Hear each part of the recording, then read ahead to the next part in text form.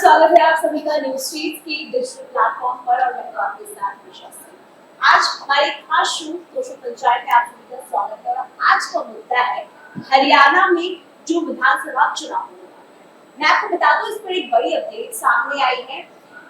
BJP ने चुनाव आयोग को चिट्ठी लिखकर चुनाव की तारीखों को आगे बढ़ाने की गुहार लगाई है। अब इसके पीछे की वजह क्या है, इस पर हम चर्चा करेंगे, लेकिन इससे पहले आपको बता दूं कि हरियाणा में विधानसभा चुनाव 1 अक्टूबर को होने वाले हैं और 4 अक्टूबर को ही नतीजे आएंगे। 90 सीटों पर एक ही दिन वोट डाले जाएंगे। तो चलिए अब इस मुद्दे पर हम चर्चा शुरू करते हैं। अब क्या लगता है कि क्या बड़ी वजह है कि अचानक से बीजेपी चुनाव आयोग को चिट्ठी लिखकर गुहार लगाती है कि जो चुनाव की तारीख है उसको आगे बढ़ा दिया जाए? ये किसी तरीके की एक रणनीति है? देखिए, सबसे पहले तो जो बीजेपी प्रदेश अध्यक्ष की ओर से चिट्ठी चुनाव आयोग को, उन्होंने अपनी चिट्ठी में एक कारण बताया कि जब चुनाव है उसके साथ कई सारी छुट्टियां भी आ रही हैं, तो उनका ये अनुमान है, बीजेपी की ओर से ये अनुमान लगाया गया है कि हो सकता है कि जो वोटर्स हैं, ज्यादातर वोटर्स वो घूमने चले जाएं और इसका असर मतदान प्रतिशत पर पड़े। और मतदान प्रतिशत कम होने पर जो है आप जानते हैं कि रिजल्ट जो है बदल सकता है। तो ये कंसर्न बीजेपी की ओर से दिखाया गया है। मुख्यमंत्री ने भी यही कहा है कि छुट्टियां हैं बहुत ज्यादा बीच में। और छुट्टियों की भी बात करूं, अगर मैं 1 अक्टूबर को जो है पोलिंग है और 28 को छुट्टी होगी, शनिवार है, रविवार है, और 2 अक्टूबर को गांधी जयंती, उसके बाद अग्रसेन महाराजा अग्रसेन जयंती है 3 अक्टूबर को। ये लॉन्ग वीकेंड है, इस वजह से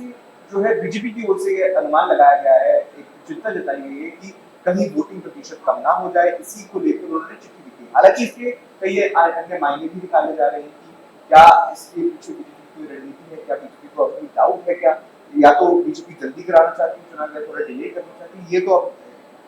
गौरव, कांग्रेस यहाँ पर बीजेपी को घेरने की कोशिश कर रही है कि बीजेपी ये जानबूझकर जो चुनाव की जो तारीख है वो आगे करवाना चाहती है। इस पर क्या कहेंगे आप? ये जिस हिसाब से कांग्रेस हरियाणा में सक्रिय नजर आ रही है, उस हिसाब से एक चीज देखें कि कांग्रेस के अंदर अब सब्र नहीं बचा हुआ है। कांग्रेस को लगता है कि वो हरियाणा फतह करने की ओर बढ़ चुकी है। जिस हिसाब से अगर हम देखें कल के अब जो भी चीजें घट रही हैं वहाँ हरियाणा घटनाक्रम, राजनीतिक घटनाक्रम जो घट रहे हैं, जैसे बीजेपी की तरफ से चिट्ठी लिखी गई, उस हिसाब से अभी इस पे विचार विमर्श कर रही है चुनाव आयोग। इसका मंगलवार तक वो आना है कि इसका क्या होगा कि चुनाव आयोग की तरफ से तारीखों का डेट आगे बढ़ेगा या फिर चुनाव उसी दिन होंगे। ये तो विचार विमर्श की बात है। फिलहाल जिस हिसाब से कांग्रेस का कैंपेन चल रहा है, वहां पे जिस हिसाब से प्रचार प्रसार कर रही है कांग्रेस, तो कांग्रेस कहीं ना कहीं एक अलग लेवल का कॉन्फिडेंस है। कॉन्फिडेंस वो लोकसभा चुनाव के नतीजों की वजह से जी बिल्कुल। क्योंकि अब देखिए यहाँ पे अरुण, एक चीज है कि वर्तमान में हरियाणा में सरकार बीजेपी की है और कांग्रेस की तरफ से कहा जा रहा है कि वो लोग चुनाव से डर रहे हैं, कहीं नतीजों से डर रहे हैं कि नतीजों में बड़ा हेरफेर ना हो जाए, उनकी सरकार चली जाए। जिस हिसाब से जन समर्थन मिल रहा है कांग्रेस की हरियाणा मांगे न्याय जवाब कैंपेन को लेकर, उस हिसाब से अगर हम देखें तो चीजें बड़ा कांग्रेस के पक्ष में नजर आ रही है। हालांकि भले से लेकिन आप ये सोचिए, उस हिसाब से लोग पहुंचे नहीं, लेकिन जो स्थानीय इकाई है हरियाणा की वो बड़ा सक्रिय नजर आ रही है, बड़ा कॉन्फिडेंशियल नजर आ रही है। इस चुनाव को लेकर उनको लगता है कि चीजें उनके पक्ष में है। इस वजह से वाकई में बीजेपी को कम वोटिंग का डर है कि छुट्टी आ रही है या फिर इसकी कोई और वजह है? एक चीज और ध्यान दीजिए कि पहली बात तो चुनाव आयोग लगातार वहां पे दौरे किए थे, सब कुछ देखने के बाद में चुनाव की तारीख का ऐलान किया गया। क्या चुनाव आयोग को ये नहीं पता था कि छुट्टियां पड़ रही हैं? और उसके बाद में वोटिंग हो रही है तो उसके लिए जागरूकता मिशन चलता है। हाँ, ये वजह बात सही है कि वीकेंड लंबी छुट्टियां होंगी तो हो सकता है कि कई सारे वोटर्स बाहर चले जाए, आउट ऑफ टाउन चले जाए। जो बीजेपी का जो अपने ही इस स्टेटमेंट में आपने कह दिया कि चुनाव आयोग ने जब तारीखों का ऐलान किया होगा तब उन्होंने देखा तो होगा कि कितनी छुट्टियां हैं, तो ये चीजें। लेकिन निशा, एक चीज और कर दूं मैं यहाँ पे कि केवल बीजेपी की ओर से बात नहीं कही गई है, हमारी पार्टी ने भी कहा है, इन्होंने भी कहा है कि इसको तारीख को आगे बढ़ाया जाए, मतलब उससे छुट्टी बाद 7-8 अक्टूबर करीब। इस चीज का बीजेपी को इसलिए सबसे ज्यादा नुकसान होने की डर है, आशंका है, क्योंकि जो बीजेपी का एक बड़ा वोट बैंक है वो शहरी क्षेत्र में रहता है। आप कहीं भी देख लीजिए, जो बनिया तबके के लोग हैं, जो व्यापारी प्रकोष्ठ के लोग हैं, जो व्यापार करते हैं, वो बीजेपी का कोर वोट बैंक रहा है। और हमेशा से ये मानना रहा है कि जब इनको छुट्टियां मिलती हैं, समय मिलता है, इनके बच्चों छुट्टियां वीकेंड मनाने चले जाते हैं। तो बीजेपी कहीं ना कहीं अपने एक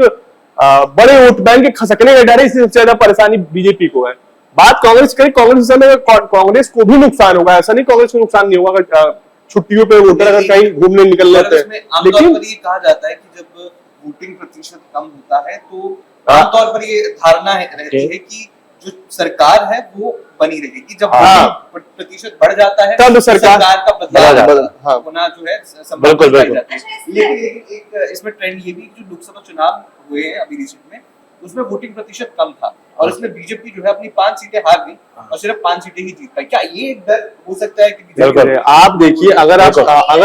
चुनाव के इस चुनाव में क्या लगता है कि बीजेपी का काम कांग्रेस और आप मिलकर कितनी हद तक खराब कर सकते हैं? देखिए वहां अभी जिस हिसाब की स्थिति नजर आ रही है, वहां तो मुझे लगती नहीं कि कोई ऐसा गठबंधन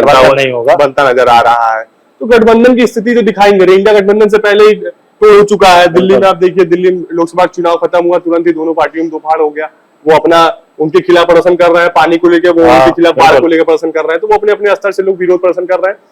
जहां तक बात अगर हम वहाँ हरियाणा करें, तो हरियाणा में जो अभी जो वोट बैंक रहा है, वो शहर की तरफ का जो वोट प्रतिशत रहा है, आप हाल फिलहाल के चुनाव में देखें तो धीरे धीरे कम होता गया है। बीजेपी का बड़ा तबका शहरी वोटर हमेशा से रहा है, और जो कांग्रेस है, जो जाट, जिसका प्रमुख वोट बैंक इस समय जाट को लेकर है, क्योंकि वो उनका ऐसा मानना है कि भूपेंद्र चौधरी जो है, भूपेंद्र हुड्डा जो है, दीपेंद्र हुड्डा जो है, जिस हिसाब से वो न्याय यात्रा कर रहे हैं, उस हिसाब से लोगों को लगता है कि जो जाट है, जो किसान वर्ग है, जो गरीब है, जो मजदूर है, वो उनको कनेक्ट कर पा रहा है, इसलिए वो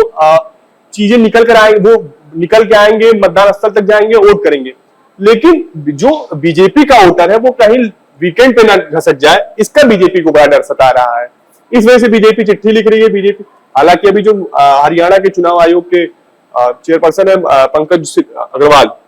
उनकी तरफ से विचार विमर्श की स्थिति में है, देखिए क्या होता है। ये विचार तो इस पर करना चाहिए, क्योंकि छुट्टियां लंबी पड़ रही है, उसका असर पड़ेगा। कांग्रेस तरफ से जो ये मुद्दा उठाया जा रहा है, वो कहीं ना कहीं मुझे तो लगता है कि निराधार है। इस पे जरूरी है कि क्योंकि इलेक्शंस के बीच में लंबी छुट्टियां पड़ना, तो कहीं ना कहीं वोट परसेंटेज कम होगा। जो बात अरुण ने कहा था कि वो डर हो सकता है कि इस डर से हो सकता है। 2019 में जब चुनाव हुआ लोकसभा का, 58% वोट पड़े, जो कि सबसे ज्यादा थे, और बीजेपी ने 10 सीटें जीती। लेकिन 2024 में यही वोट प्रतिशत 46 पर आ गया और बीजेपी जो है सिर्फ 5 सीटें जीत पाई। तो शायद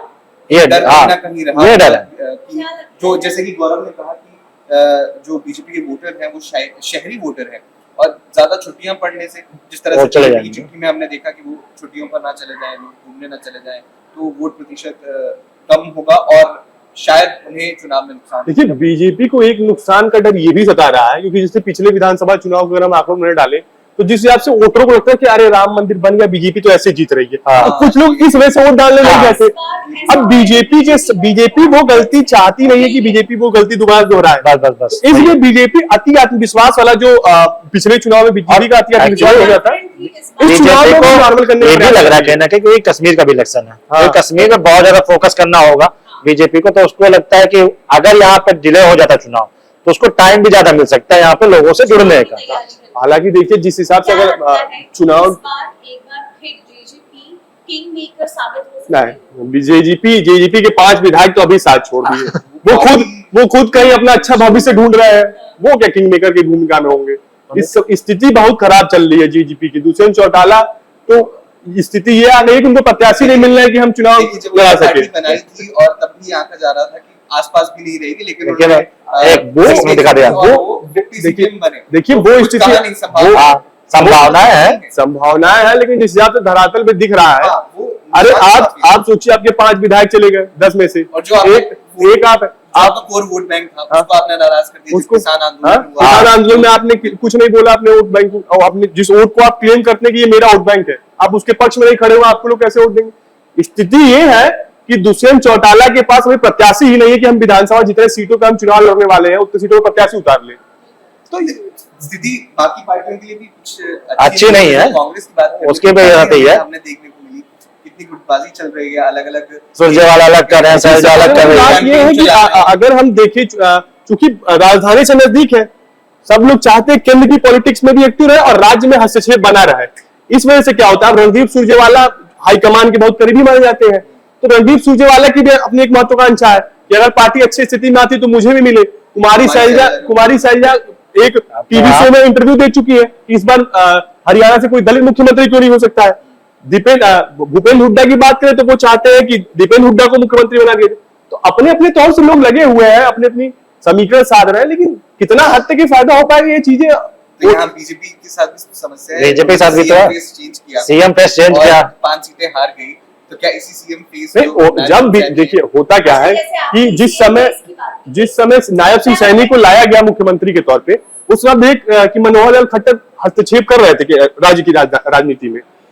जिस हिसाब से अभी भी उनका हस्तक्षेप बना हुआ है, एक तरह से कहते हैं कि अघोषित उत्तराधिकारी जिस हिसाब से बनाया गया नायब सिंह सैनी को, नायब सिंह सैनी आप देखिए कि अब जो पहले वादे होते थे उनकी तुरंत अधिसूचना जारी नहीं होती थी, लेकिन नायब सिंह सैनी अपने वोटरों को या फिर यूं कहे कि हरियाणा के लोगों को एक संदेश देना चाहिए कि हम वो सारे घोषणा जो कर रहे हैं उनको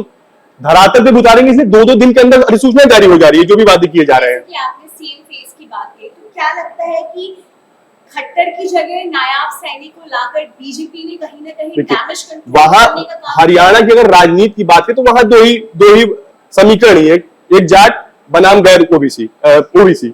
गैर जाट, तो जो ओबीसी वाला फेस है वो बीजेपी साधना चाहती है नायब सिंह सैनी के सहारे। लेकिन कहीं ना कहीं गौरव देखिए कि जब नायब सिंह सैनी को बनाया तो 5 सीटों हार गए, तो कहीं ऐसा तो नहीं नायब सिंह सैनी वाला दांव बीजेपी के लिए उल्टा पड़ गया। अगर देखिए होता क्या है, कभी कभी वोटर भी तो अब ऐसा तो है नहीं कि अगर आप संगठन है, आप राजनीति कर रहे हैं तो सारी दिमाग आपके पास, और ये भी वोटर भी तो सोचता है, वोटर को ये भी तो लग सकता है क्या होता है नायब से हम बीजेपी को मैंडेट देते फिर बीजेपी किसी ऐसे व्यक्ति को लाके बैठाए जिसे टाइम भी तो नहीं था उसको लेके काफी कम समय के लिए, और जिस हिसाब आपने बदला मार्च में बदल दिया अचानक से, तो चुनाव हो जाता है, मनोहर लाल खट्टर को दूर कर दिया गया हरियाणा से, केंद्र में बुला लिया गया, हालांकि उनका लगातार हस्तक्षेप बना हुआ, आप देखिएगा कि कहीं ना कहीं जैसे कि वहां देखिए वहां स्थानीय इकाई में राव इंद्रजीत सिंह की बात कर लीजिए, चाहे राव नरवीर सिंह की बात, तो अपनी बेटी को चुनाव लड़ना चाहता है, सीधे कह रहा है कि बेटी को चुनाव नहीं, टिकट नहीं मिला तो मैं ये कर दूंगा, तो ऐसे स्थिति बड़ी खराब है बीजेपी की भी। वहां से हम सीधे कोई मिला करके देखा है तो किसी पार्टी की स्थिति वहां पर सही नहीं है, चाहे जेजेपी हो, चाहे बीजेपी हो, चाहे कांग्रेस हो, सब में कहीं ना कहीं गुटबाजी हुई पड़ी है, कोई ना कोई अपने अपने जो वो वादे हैं, अपनी उम्मीदें हैं, जाहिर सी बात है कांग्रेस और बीजेपी होगा, और उसके बाद में अगर चुनौती देगी दूसरी पार्टी तो मुझे लगता है आम आदमी पार्टी काफी चुनौती दे सकती है इस बार, क्योंकि कहीं ना कहीं जो दिल्ली के साथ समस्या है और हरियाणा की समस्या सेम ही है, दोनों की काफी एक दूसरे मिलती जुलती है, तो कुछ असर डाल सकती है। जितना इस बार मुझे लगता है जेजेपी और आप उतना ही असर डालेंगे, दोनों साथ में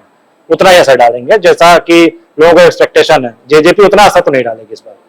क्या लगता है कि हरियाणा में एक बार फिर काम कर पाएगा हुड्डा फैक्टर, या फिर कांग्रेस एक नए चेहरे पर दांव लगाएगी?